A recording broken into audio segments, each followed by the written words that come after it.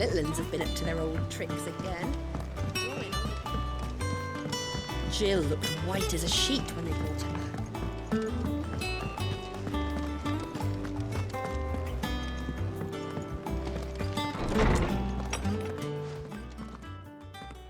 Clive, where have you been? I've been wanting to ask you something about Torgal. Where did you get him, like, in the first place? My father brought him back from one of his expeditions into the Northern Territories. They were crossing a snowfield when they heard his cries, and, seeing no sign of his pack, they took him in. What do you reckon, Tomes? It certainly adds weight to the theory.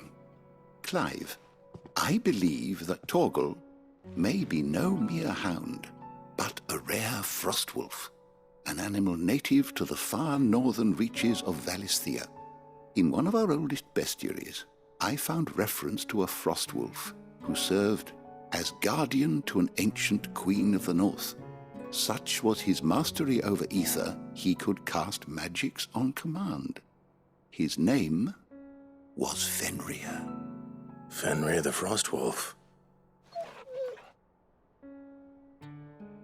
Now, the annals do not state it explicitly, but I have reason to believe this queen was a dominant of Shiva, a girl from the Northern Territories and her faithful hound. One awakens as the dominant of Shiva, and the other? You're saying that Jill granted Torgal his powers? What? Just like Fenrir. People called him my hound, but Torgal and Jill were inseparable. He grew up as a faithful companion to the dominant of Shiva, and years later, his powers awakened, just when his master needed him the most. You're right. If it weren't for Torgal blasting those bastards to Kingdom Come, Jill would have been for it. Quite. Though Torgal's power is his own, his latent birthright as a frostwolf, it had only to be unlocked. Oh, get you, Torgal! You're an even finer hound than we thought. And regarding your original concern, you need not fear for Torgal's health. Why, the beast has the appetite of a behemoth. Just this very morn, I found him with his nose buried in my nuts. There you are! I've been looking everywhere for you. Bernard's here. I need you to introduce us so we can get to work. I shan't be a moment.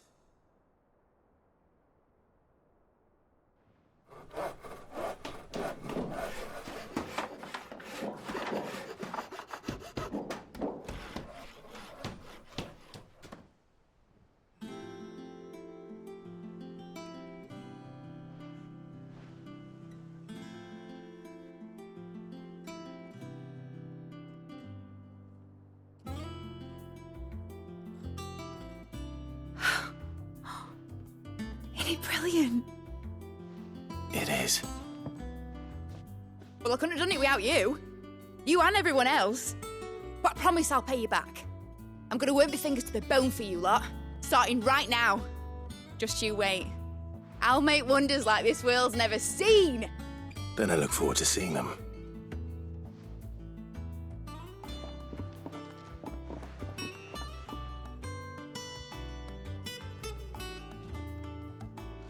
Now that that's settled, I wonder if Vivian's made any progress tracking down Kupka. I wish... I think I'll wait till mid's away to take a tour of her dungeon.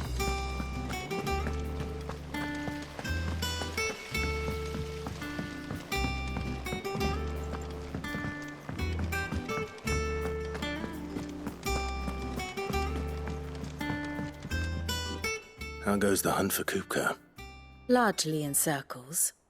We have myriad sightings of strange soldiers in unexpected places, but nothing definitive as yet. If only we knew for certain by what route he left Rosalith. Well, keep at it. If anyone can piece this puzzle together, it's you. And I'm willing to wait as long as it takes.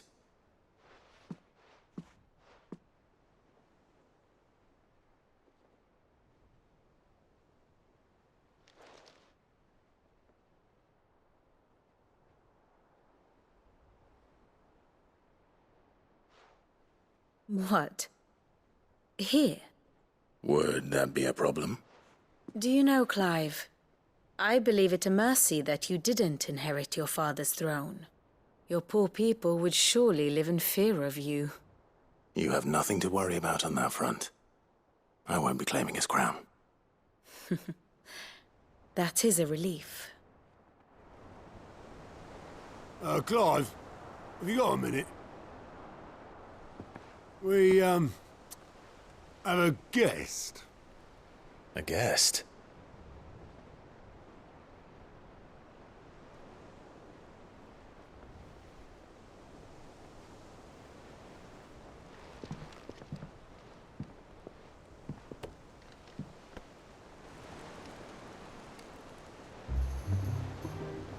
For your trouble. It was a pleasure, in hindsight. Uncle Byron? Clive, my boy!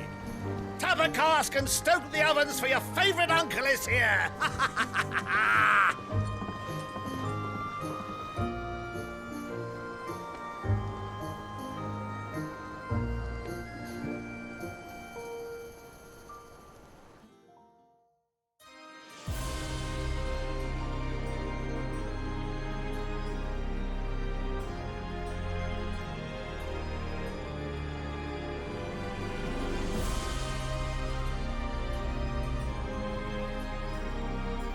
The Dalmekian government sues for peace. How shall we respond? If they're willing to accept their fault in the matter, I see no reason to refuse them. Still, we must insist on substantial reparations. The Twinside stores are not as bottomless as reported. Aye, and we have many more mouths to feed. We shall just have to have the Dalmeks empty their treasuries for us.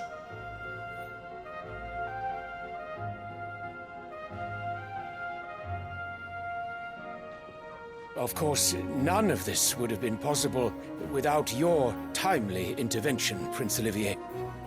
Indeed, I doubt any of us would have had the courage to trade words with the mighty Titan, nor less the wit to win him over. The Empire owes you a great debt. May the blessing of the crystals go with you, Your Highness. May the blessing of the crystals go with you.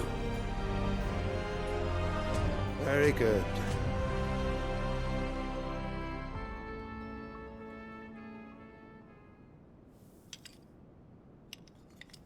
Now, let us come to the question of precisely when the Dalmeks will withdraw their troops. Dion's fire could rid us of them in mere moments. The men of the Fist will not withdraw until a peace treaty is concluded. So let us keep the negotiations open, give them time to gather what gold and trinkets they can, and once they deliver that which we demand, what worth is a piece of parchment? Your Radiance, were Prince Dion to take the field, the enemy would surely send their own dominant to meet him. And while His Highness would of course prevail, there would be heavy losses on both. You need not fear Hugo Kupka. He is engaged on the Western Front. Even were the Dalmeks to send for him, he would not arrive in time. As much as I would enjoy witnessing a clash between Bahamut and Titan, it is not to be. And what of your subjects, Your Radiance? If the fighting spread to the city proper, the people would bear the brunt of it. There will be losses, it is true. Yet for every citizen who falls, another can be bred. For every home that burns, another can be built. The Empire will live on.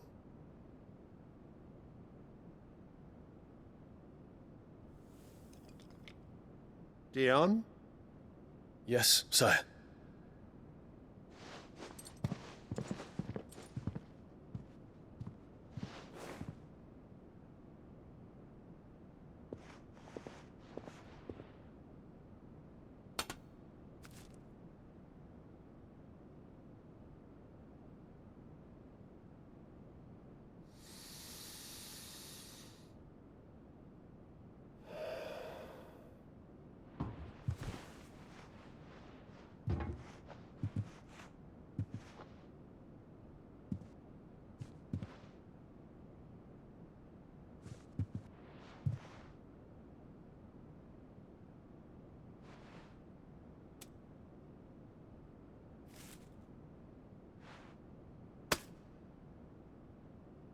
Prepare for battle. But sire... Do not make me repeat myself. Return to your camp and await my orders.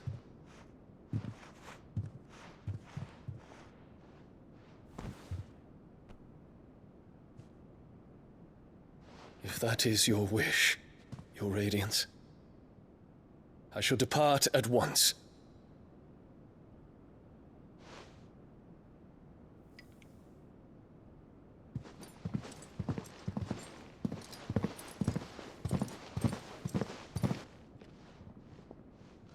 May Gregor forgive you.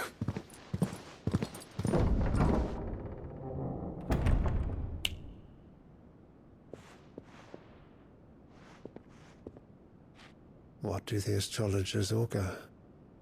The stars are in agreement, Your Radiance. The shadow of treachery hangs over Prince Dion.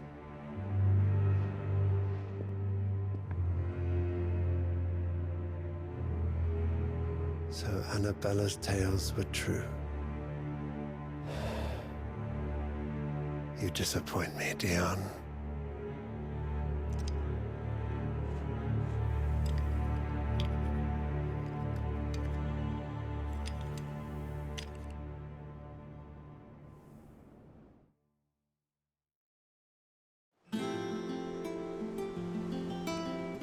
What on earth is Uncle Byron doing here?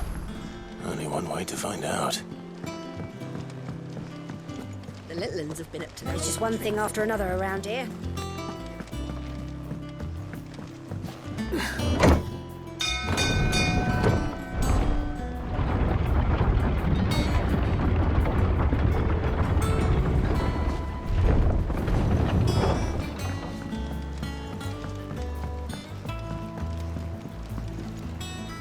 Ah, my dear nephew. How I've missed you. How did you find this place, Uncle? Through the good offices of young Sir Wade. He really is the most helpful fellow. As are you, I hear. The Guardians and those they freed tell the most outlandish tales of your heroics in Rosalith. Which is why I came, to learn the full truth of the matter. Sort the fact from the fiction, so to speak. You were working with the Guardians of the Flame to evacuate the people of Rosalith to Port Isolde. I was, aye. Then I have questions for you. Please, come inside, Uncle. Gladly. You there? There are 2,000 gold talents in those chests. See that they're added to my nephew's coffers, would you? 2,000?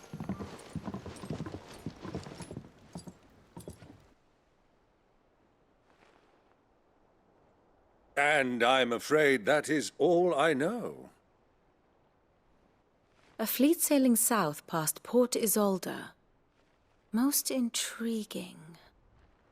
Forgive me for not being able to tell you more. I hadn't the faintest idea Kupka withdrew wounded from Rosalith. Still less that my own nephew dealt the decisive blow. What do you think, Vivian? I think, with this news of the Dhalmekian fleet and recent reports of the Royalists' movements, that the final piece of the puzzle has fallen into place. Come here and I'll show you.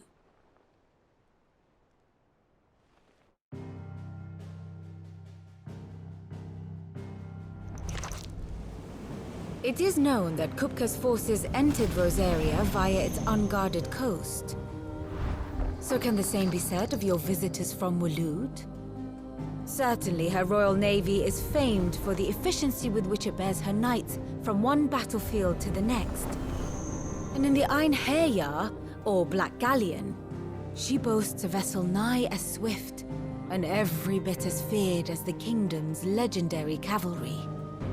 A fitting flagship for a land apart, her naval presence being crucial to her ambitions beyond Ash. Yes, it seems safe to assume that the Royalists did indeed enter Rosaria from the sea. So then, had you a vested interest in Titan's survival, whither would you take him? Why home to Drake's Fang, a place rich enough in ether to conjure the magics needed to mend his hurts. But would that not entail an arduous voyage around the southern cape? Let us say that the Royalists did put ashore with a mind to spirit Kupka away from under your very nose. Could that truly have been their plan for him? To load him aboard one of the ships flying Republican colors sighted off the coast near Port Isolde. To spend weeks at sea, being tossed hither and yon by unforgiving waves, his life hanging in the balance. No. The journey would mean Titan's death, and Kupka's faithful creatures would not allow it. So what then was the plan of our Waluda friends? Reports suggest they made not for the coast, but for the desert. And by cutting through the Velcroy, a party traveling light would have Titan back in his bed days before a galley could lurch into port. To wit, it was the Royalists, not the Republicans, who effected Hugo Kupka's safe retreat. I would stake your life on it.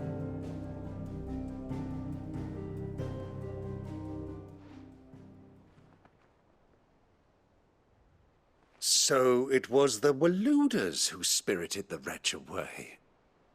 Now I think about it, there was something a little strange about the ships I saw. The men seemed almost crestfallen, as if in mourning, as if they believed, or were made to believe, that their master was dead. You have a keen mind, Lord Rosfield. And you have your answer. To find Kupka, you have merely to follow the Royalist trail across the Velcroy. It may well have gone cold by now, but as they say in the Republic, all roads lead to Drake's Fang. Allow me to accompany you part of the way. As luck would have it, I had intended to journey Canberward on business after visiting you here. The Fang would be but a short detour. I'd be glad of the company. Give me a moment to make ready. I need to tell my friends what we've learned, and where we're going. Very well, but be quick about it, my boy. Time waits for no man.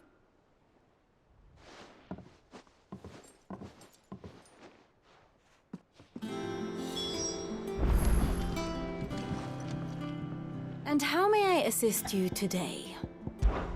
We met under curious... Naturally. Still.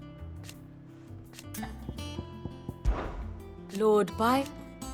I heard... Why? Your nemesis awaits, Clive. You have merely to cross a burning desert, then worm your way into the bowels of an enemy fortress. Best of luck.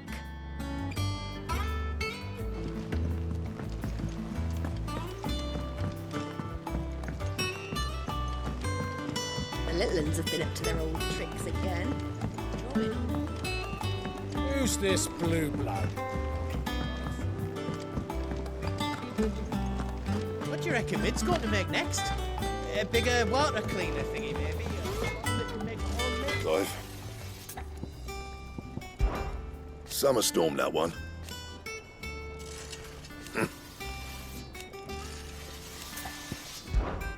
Not saying fortune, do you?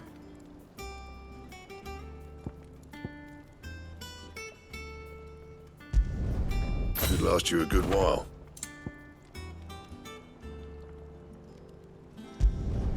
No scratches, all right?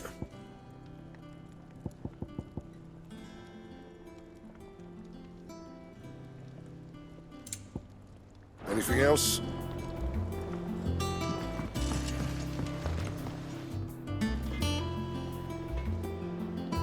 Sid's going to find Kupka and finish the job.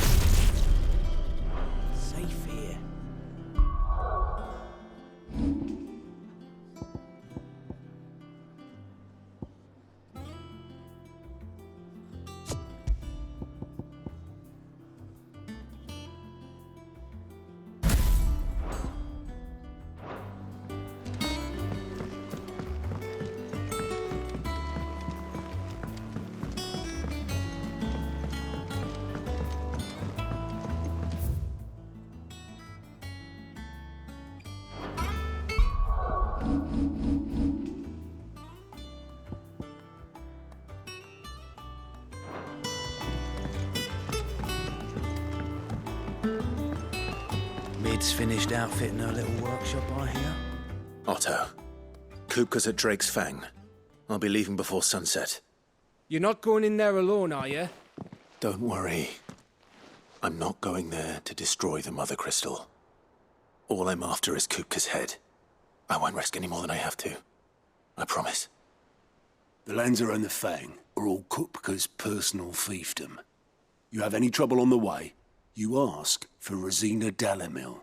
Some call her the Desert Hare. Who is she? An old associate of Sid's, and only Sid's. All I know is the name, and that they used to meet at the Dalamil Inn. We've heard nothing from her since he died. But I'm thinking maybe the new Sid might be able to bring her back into the fold. Thanks. I'll keep that in mind. So, what about your uncle? I mean, he's welcome to stay, but... Don't look so worried. He'll be coming with me. Thank fuck for that. Gav, Otto, I'm leaving you two in charge. You can count on us.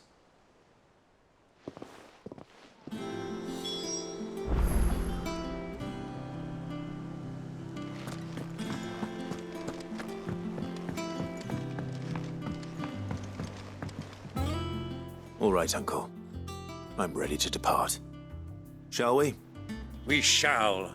Come, let us away to adventure.